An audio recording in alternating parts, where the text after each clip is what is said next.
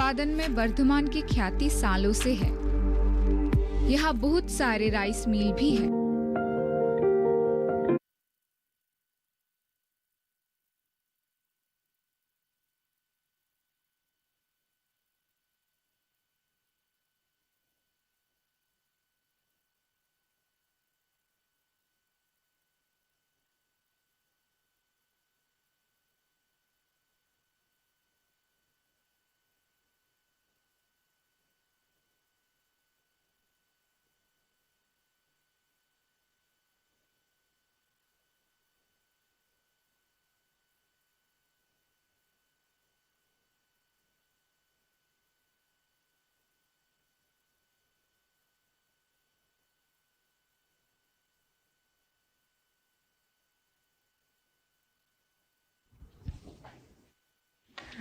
माननीय प्रधानमंत्री जी का आगमन हो चुका है। उनको सादर नमस्कार, सभी का अभिवादन। फूड एंड एग्रीकल्चर ऑर्गेनाइजेशन के 75th एनिवर्सरी के अवसर पर मैं सुश्री स्मृति ईरानी जी, माननीय महिला एवं बाल कल्याण मंत्री जी को स्वागत संबोधन हेतु अनुरोध करता हूं। संयुक्त राष्ट्र खाद्य एवं कृषि संगठन की 75वीं वर्षगांठ के अवसर पर स्मारक सिक्का राष्ट्र को समर्पित करने के उद्देश्य से आज अपना शुभाशीष देते हमारे परम आदरणीय प्रधानमंत्री जी, मंत्रिमंडल के सभी सम्मानित मंत्रीगण, देवियों और सज्जनों, राष्ट्र भर से इस कार्यक्रम से जुड़े आज हर नागरिक का ये गौरव है कि कृषि हित एवं लोक कल्याण को केंद्र बिंदु बनाकर जहां प्रधानमंत्री जी ने साल 2014 से ही कृषि उत्पादकता को बढ़ाने पर लगातार बल दिया, वहीं दूसरी ओर असंख्य महिलाओं एवं बच्चों को सुपोषित करने के संकल्प के साथ साल 2017 में पोषण अभियान की नींव रखी। परिणाम स्वरूप आज पोषण अभियान के अंतर्गत देश में 8 करोड़ माताओं एवं बच्चों को लाभ पहुंचाया जा रहा है। जहां एक ओर वैश्विक महामारी कोरोना के कुप्रभाव से जनता को सुरक्षित एवं सुपोषित रखने की दृष्टि से प्रधानमंत्री जी ने देश के 80 करोड़ नागरिकों तक मुफ्त अनाज पहुंचाने का मानवीय कार्य किया, वहीं दूसरी ओर प्रधानमंत्री जी के सरकार के पोषण अभियान के अंतर्गत हमारी आंगनबाड़ी बहनों ने घर घर जाकर लगभग 53 करोड़ पोषाहार के पैकेट महिलाओं और बच्चों के मध्य में वितरित किए। परंतु प्रधानमंत्री जी का बार बार हम सब से ये उल्लेख रहा है कि हम सब अपने आप को मात्र इन प्रयासों तक सीमित न रखें, बल्कि हर दिन लोक कल्याण की भावना से नए समाधानों को तलाशें। इसी मंशा के साथ प्रधानमंत्री जी ने अपने एक वक्तव्य में कहा था कि भारत को सुपोषित करना है तो ग्रीन रेवोल्यूशन से एवरग्रीन रेवोल्यूशन की ओर भारत को ले जाना होगा। प्रधानमंत्री जी के यही शब्द हम सब के लिए प्रेरणा बने और हम सब ने मिलकर भारतीय पोषण कृषि कोष को विकसित करने का प्रयास शुरू किया। कृषि मंत्रालय के सहयोग के साथ हमारा ध्येय है कि देश में एक ऐसा पोषण एटलस बने जो न सिर्फ डिजिटल इंडिया के सानिध्य को स्वीकारे, बल्कि साथ ही भारत की परंपरागत कृषि व्यवस्थाओं से लैस न्यूट्रिशन रिसर्च और न्यूट्रिशनल बिहेवियर को भी प्रोत्साहित करे। आज विश्व खाद्य दिवस के अवसर पर माननीय प्रधानमंत्री जी के करकमलों से 17 जैव संवर्धित किस्मों को भी राष्ट्र के प्रति समर्पित किया जाएगा। सुपोषित भारत के पथ पर अग्रसर देश के लिए ये एक यादगार क्षण है। हम सब प्रधानमंत्री जी के सुविचारों को सुनने के लिए अभिलाषी हैं। एक बार फिर माननीय प्रधानमंत्री जी का स्वागत, और आज आपने इस कार्यक्रम में सम्मिलित हो हम सबको आशीर्वाद दिया, उसके लिए हम सबकी ओर से आपको बहुत बहुत आभार। धन्यवाद महोदय। मैं अब श्री नरेंद्र सिंह तोमर जी, माननीय कृषि एवं किसान कल्याण मंत्री जी से अनुरोध करता हूं कि वे कृपया हम सबको संबोधन करें।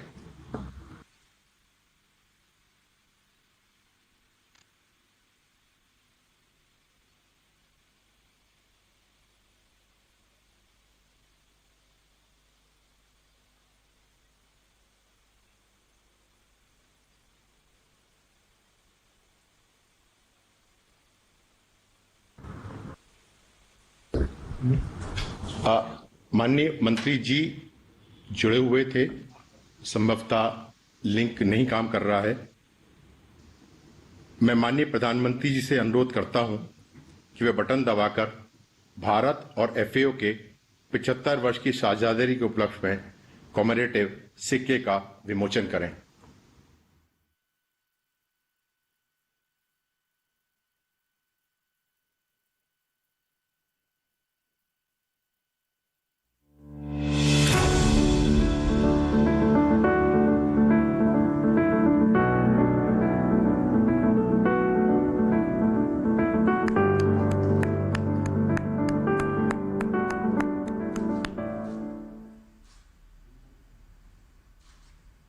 माननीय प्रधानमंत्री जी से पुनः अनुरोध करता हूं कि वे आईसीआर द्वारा हाल में ही विकसित नए प्रजातियों को रिलीज करें।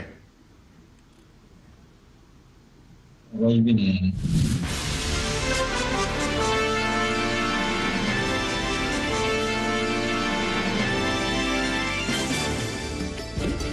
वैश्विक स्तर पर कुपोषण एक गंभीर समस्या है। भारत खाद्यान्न उत्पादन में आत्मनिर्भर बनने के साथ एक प्रमुख निर्यातक देश है। देश अब पोषण सुरक्षा सुनिश्चित करने के लिए अग्रसर है। वर्ष 2014 से पहले केवल एक ही जैव संवर्धित किस्म का विकास किया गया था।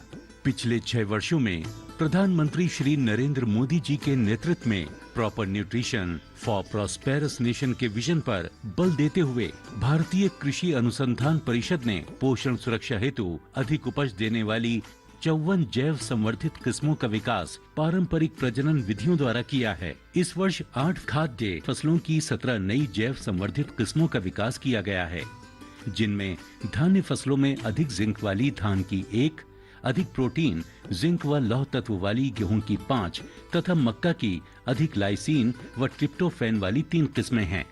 छोटे अनाजों में उच्च कैल्शियम लौह तत्व एवं जिंक वाली रागी की 2 तथा कुटकी की 1 किस्म शामिल है।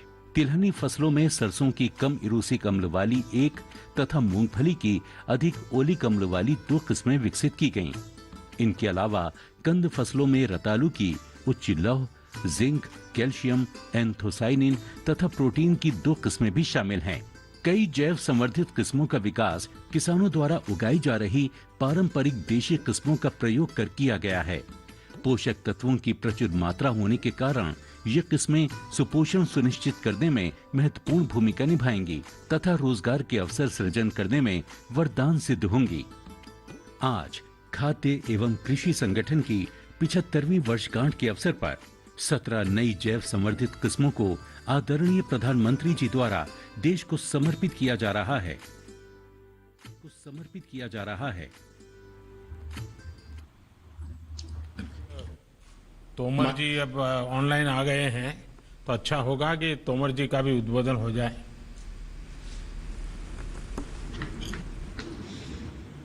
मैं माननीय कृषि मंत्री से अनुरोध करना चाहूंगा कि हम सबको संबोधन करें।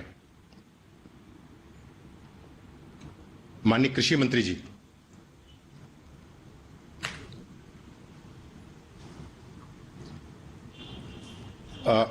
मेरे ख्याल से संपर्क सर स्थापित नहीं हो पाया, शायद हट गया है सर।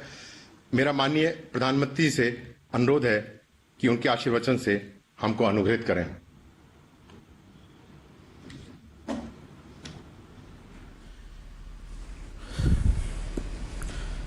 केंद्रीय मंत्रिमंडल के मेरे सहयोगी श्रीमान नरेंद्र सिंह जी तोमर, श्रीमती स्मृति ईरानी जी, भाई पुरुषोत्तम रूपाला जी, कैलाश चौधरी जी, श्रीमती देवाश्री चौधरी जी, फूड एंड एग्रीकल्चर ऑर्गेनाइजेशन के प्रतिनिधिगण, अन्य महानुभाव और मेरे प्यारे भाइयों और बहनों, वर्ल्ड फूड डे के अवसर पर आप सभी को बहुत बहुत शुभकामनाएं। दुनिया भर में जो लोग कुपोषण को दूर करने के लिए लगातार काम कर रहे हैं, मैं उन सभी को भी बहुत बहुत बधाई देता हूं। भारत के हमारे किसान साथी, हमारे अन्नदाता, हमारे कृषि वैज्ञानिक, हमारे आंगनवाड़ी और आशा कार्यकर्ता कुपोषण के खिलाफ आंदोलन का एक बहुत बड़ा हमारा मजबूत किला है, मजबूत आधार है।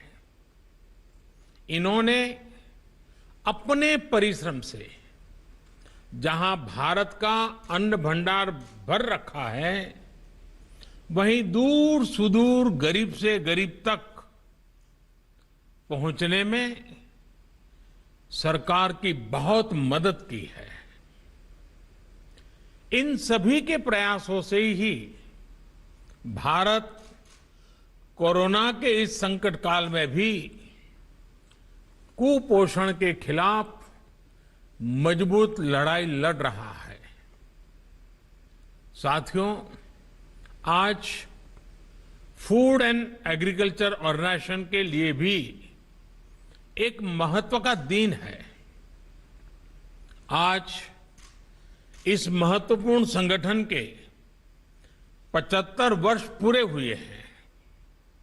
इन वर्षों में भारत सहित पूरी दुनिया में एफएओ ने कृषि उत्पादन बढ़ाने, भूखमरी मिटाने और पोषण बढ़ाने में बहुत बड़ी भूमिका निभाई है। आज जो 75 रुपये का विशेष सिक्का जारी किया गया है, वो भारत की 130 करोड़ से अधिक जनता जनार्दन की तरफ से आपकी सेवा भावना का सम्मान है।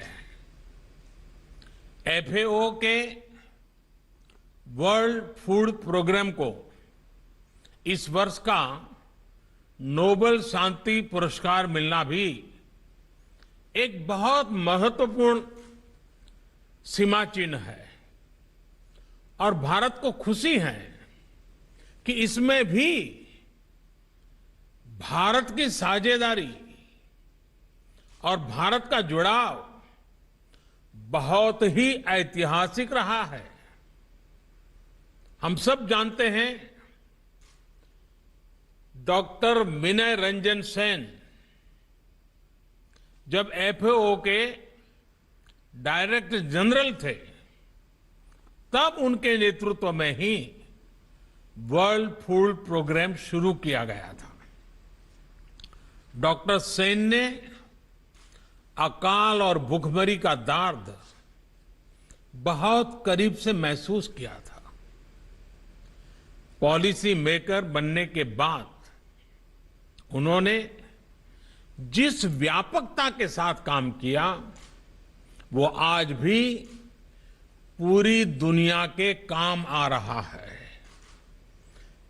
वो जो बीज बोया गया था, आज उसकी यात्रा नोबेल प्राइज तक पहुंची है। साथियों, एफएओ ने बीते दशकों में कुपोषण के खिलाफ भारत की लड़ाई को भी बहुत नजदीक से देखा है। देश में अलग अलग स्तर पर कुछ विभागों द्वारा प्रयास हुए थे, लेकिन उनका दायरा या तो सीमित था या टुकड़ों में बिखरा पड़ा था। हम जानते हैं, छोटी आयु में गर्भधारण करना, शिक्षा की कमी, जानकारी का अभाव, शुद्ध पानी की पर्याप्त सुविधा न होना, स्वच्छता की कमी, ऐसी अनेक वजहों से हमें वो अपेक्षित परिणाम नहीं मिल पाए थे जो कुपोषण के खिलाफ की लड़ाई में मिलने चाहिए थे। मुझे गुजरात में मुख्यमंत्री के रूप में सेवा करने का अवसर मिला था, तो इन तथ्यों को मैंने ध्यान में रखते हुए वहां पर अनेक नई योजनाओं पर काम शुरू किया था। आखिर दिक्कत कहां है? नतीजे क्यों नहीं मिल रहे हैं और नतीजे कैसे मिलेंगे? इसका एक लंबा अनुभव मुझे गुजरात में मिला। उन अनुभवों को लेकर जब 2014 में मुझे देश की सेवा करने का मौका मिला तो मैंने नए सिरे से पूरे देश के अंदर कुछ प्रयासों को प्रारंभ किया। हम इंटीग्रेटेड अप्रोच लेकर के आगे बढ़े, होलिस्टिक अप्रोच लेकर के आगे बढ़े। तमाम साइलोज को समाप्त करके हमने एक मल्टी डायमेंशनल, बहुआयामी रणनीति पर काम शुरू किया। एक तरफ नेशनल न्यूट्रिशन मिशन शुरू हुआ तो दूसरी तरफ हर उस फैक्टर पर काम किया गया जो कुपोषण बढ़ाने का कारण था। बहुत बड़े स्तर पर परिवार और समाज के व्यवहार में परिवर्तन के लिए भी काम किया। स्वच्छ भारत मिशन के तहत भारत में 11 करोड़ से ज्यादा शौचालय बने। दूर दराज वाले इलाकों में शौचालय बनने से जहां स्वच्छता आई, वहीं डायरिया जैसी अनेक बीमारियों में भी कमी देखने को मिली। इसी तरह मिशन इंद्रधनुष के तहत गर्भवती माताओं और बच्चों के टीकाकरण का दायरा भी तेजी से बढ़ाया गया। इसमें भारत में ही तैयार रोटा वायरस, इस रोटा वायरस जैसे नए टीके भी जोड़े गए। गर्भावस्था और नवजात शिशु के पहले 1000 दिनों को ध्यान में रखते हुए मां और बच्चे दोनों के न्यूट्रिशन और केयर के लिए, उसके लिए भी एक बड़ा अभियान शुरू किया गया।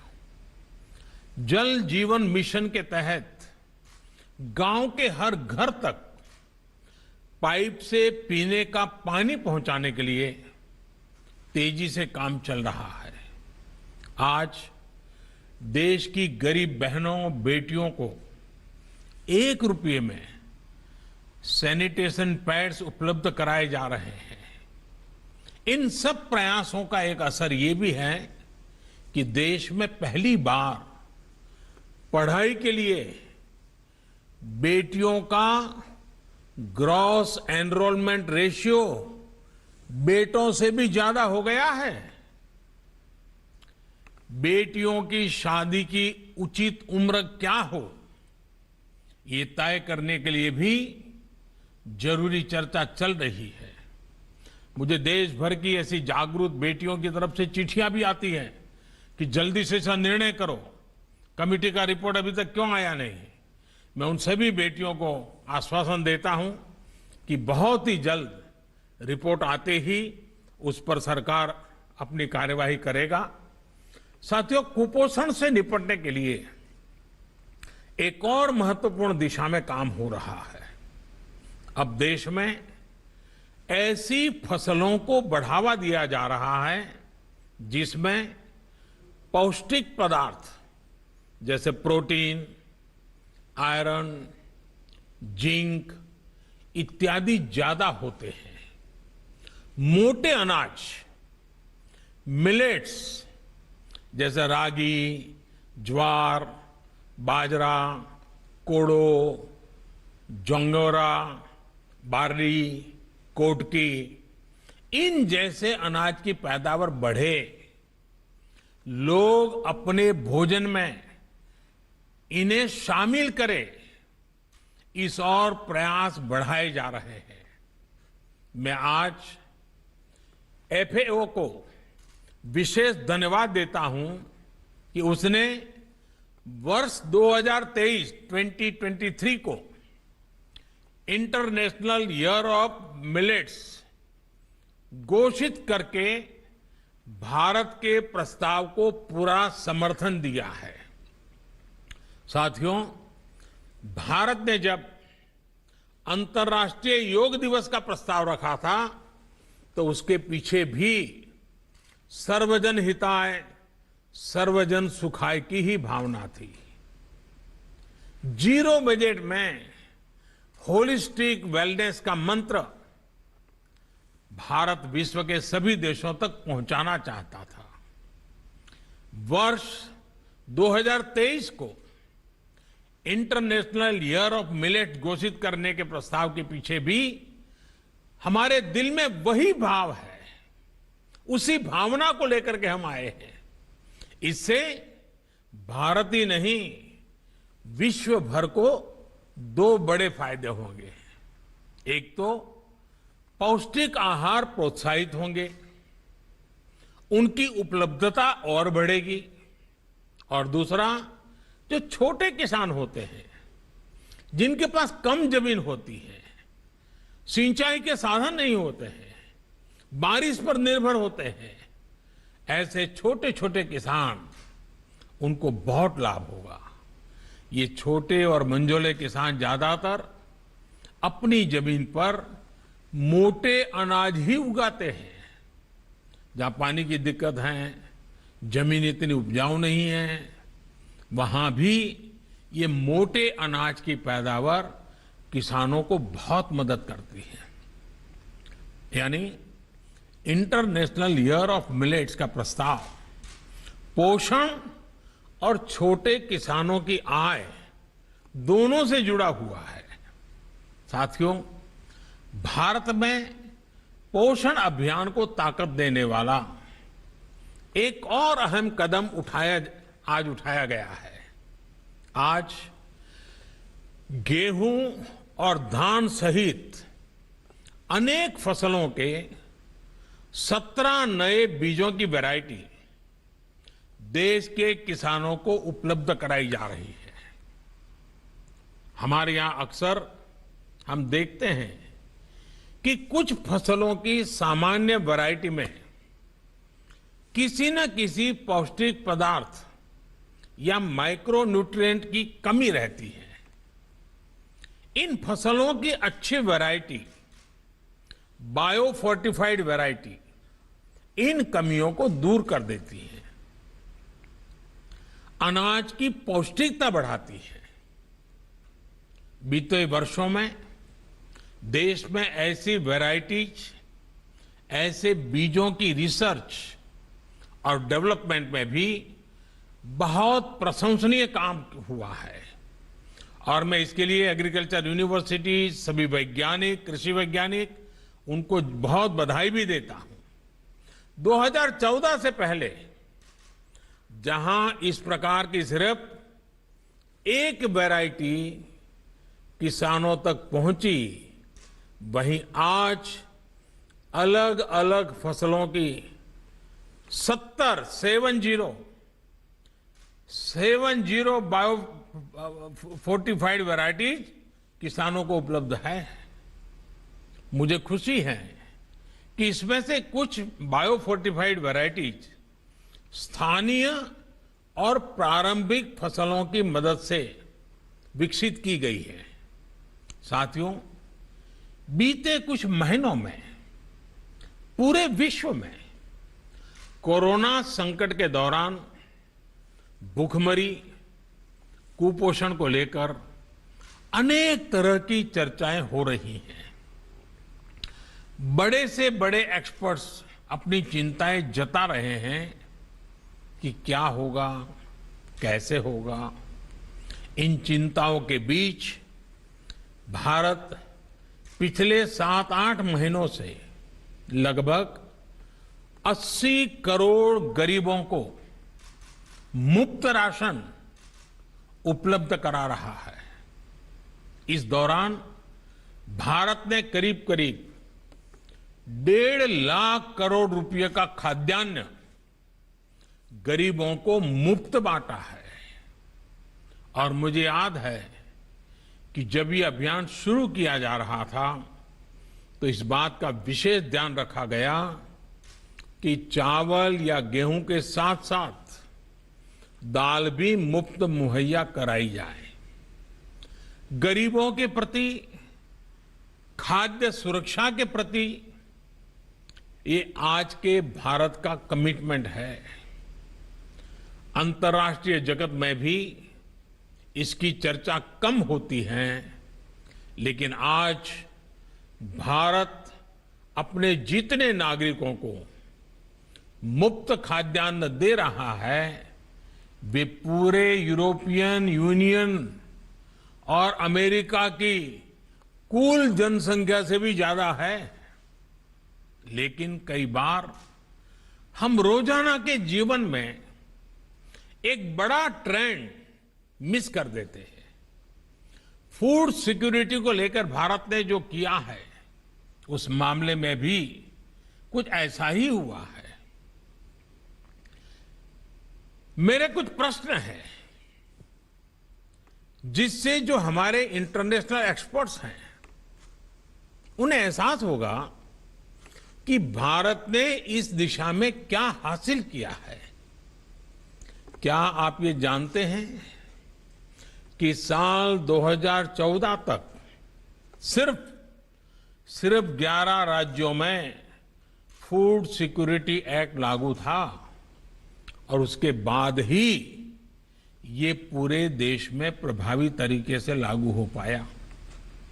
क्या आप जानते हैं कि कोरोना के कारण जहां पूरी दुनिया संघर्ष कर रही है, वहीं भारत के किसानों ने इस बार पिछले साल के प्रोडक्शन के रिकॉर्ड को भी तोड़ दिया।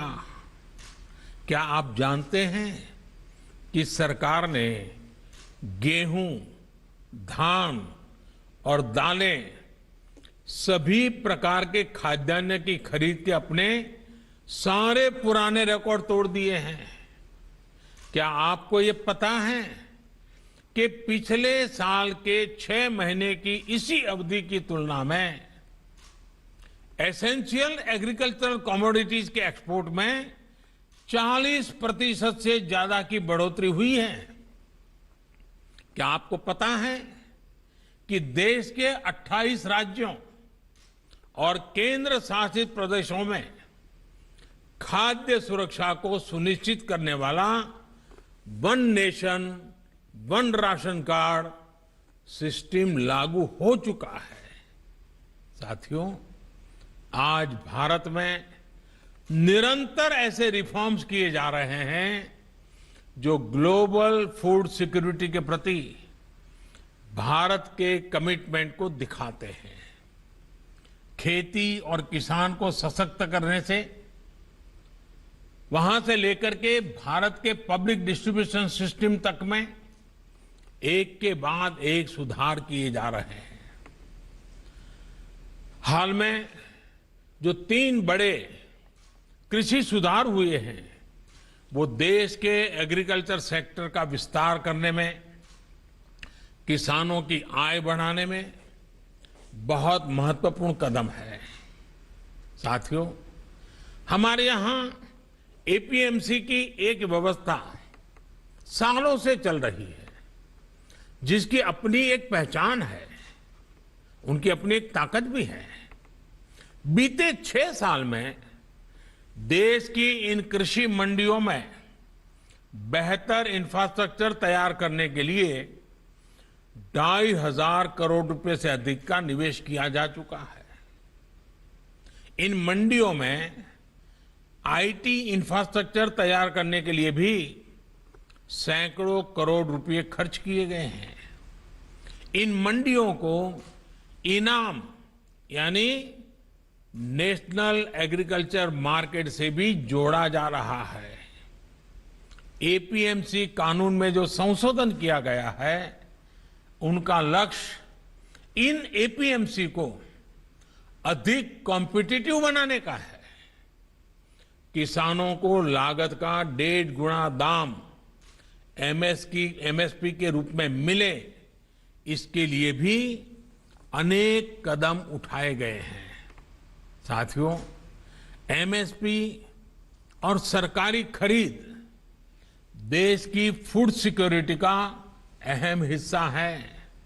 इसलिए इसका वैज्ञानिक तरीके से अच्छी व्यवस्था के साथ अच्छा प्रबंधन भी हो और ये आगे भी जारी रहे, ये बहुत आवश्यक है और हम इसके लिए प्रतिबद्ध हैं।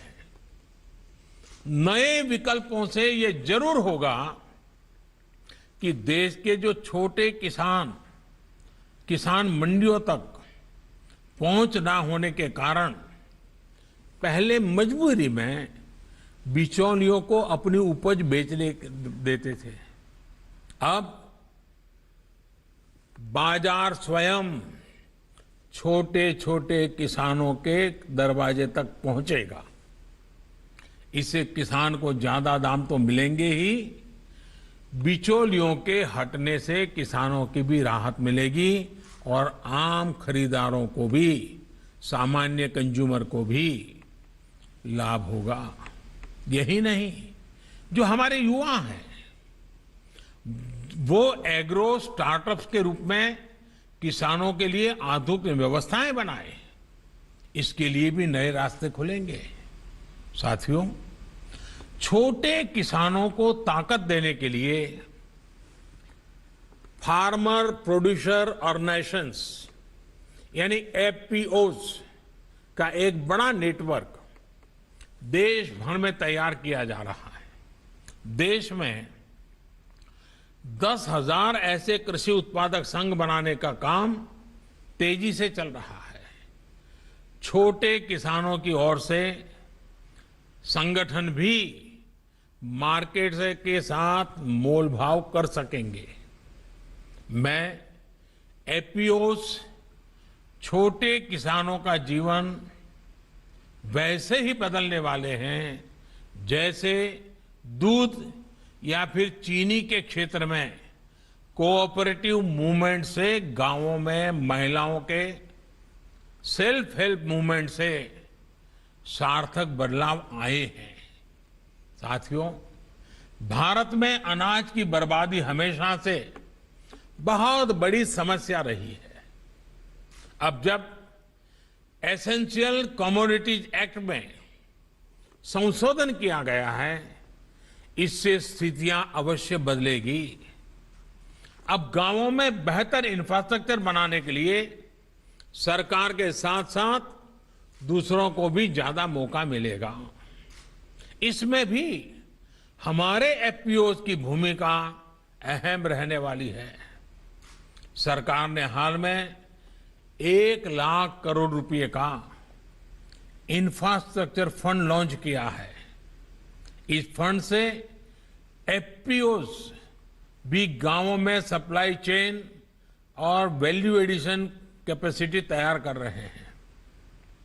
साथियों, जो तीसरा कानून बनाया गया है वो किसान को फसलों के दाम में होने वाले उतार चढ़ाव से भी राहत देगा और खेती में नई टेक्नोलॉजी को भी बढ़ावा देगा। इसके तहत किसान को ज्यादा विकल्प देने के साथ ही उसे कानूनी रूप से संरक्षण देने का भी काम किया गया है।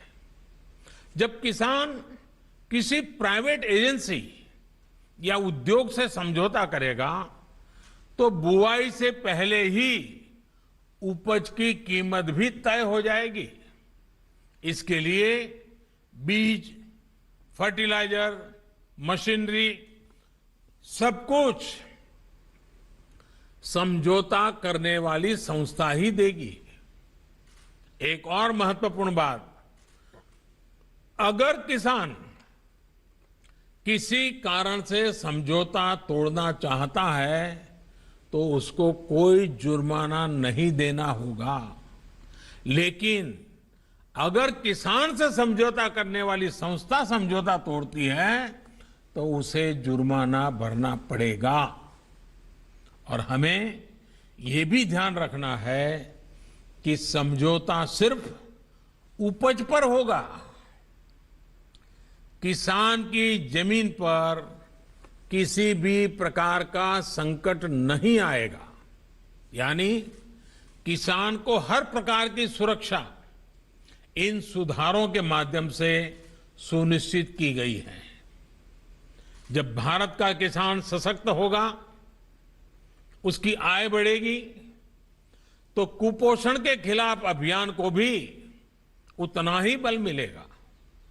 मुझे विश्वास है कि भारत और एफएओ इसके बीच बढ़ता तालमेल इस अभियान को और गति देगा। मैं एक बार फिर आप सभी को, एफएओ को 75 वर्ष होने पर बहुत बहुत शुभकामनाएं देता हूं।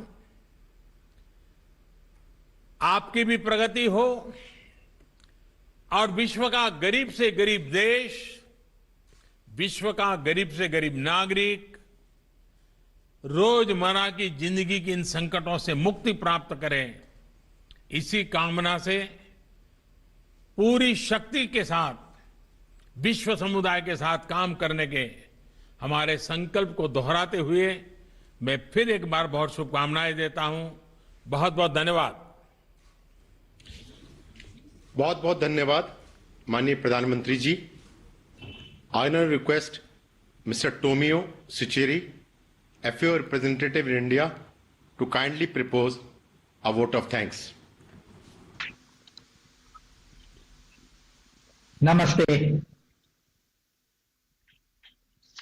Your Excellency, Prime Minister Shri Narendra Modi, Honorable Union Minister of Agriculture and Farmer Welfare, Shri Narendra Singh Tomar, Honorable Union Minister of Women and Child Development, Madam Smriti Irani, Honorable Union Minister of State for Agriculture and Farmer Welfare, Shri Balsottam Rupala and Shri Kailash Chaudhary, Senior Officer of the Government of India, distinguished delegates, colleagues and friends. On this auspicious occasion, on behalf of the Director General of FAO, Dr. Chu Dong-yu, I wish gratitude and appreciation for this gesture of issuance of commemorative coin by the Government of India on the occasion of 75th Foundation Day of FAO.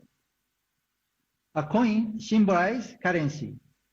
This special coin gives currency to the critical work on food and agriculture by FAO. We gratefully acknowledge the official stamps on this coin as the country's endorsement of our work. Ladies and gentlemen, as you may be aware, FAO was born in the wake of catastrophe, 1945, the year FAO was founded. Large number of the people have died of malnutrition-associated disease. India is one of the founding members of FAO. FAO began operating in India in October 1948. Since then, FAO has supported agriculture development by providing technical assistance to the government of India in the field of agriculture and associated sectors. FAO has also provided normative service for food and nutrition security. 75 years later, its mission has been made more relevant to the world at large by another global scourge, COVID-19. The pandemic has reminded everyone that food security and nutritious diet matter to all. We must put on record that there has been phenomenal growth of India agriculture and forestry since independence, and especially in the last 50 years. India has emerged as the 8th largest agriculture exporter in the world. That came handy in tackling the current pandemic by making available food grain to all concerned persons across the countries.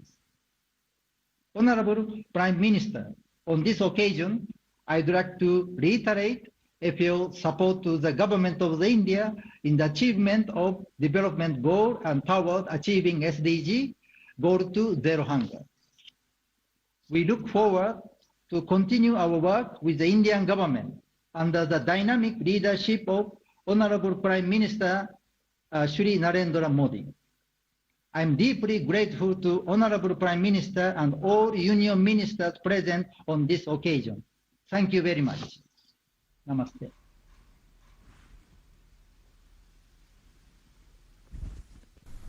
So that was the program. Masala India में इस हफ्ते देखिए खुशबूदार और सेहत से भरपूर मसाले तेज पत्ते की खेती और उपयोगों के बारे में विस्तार से।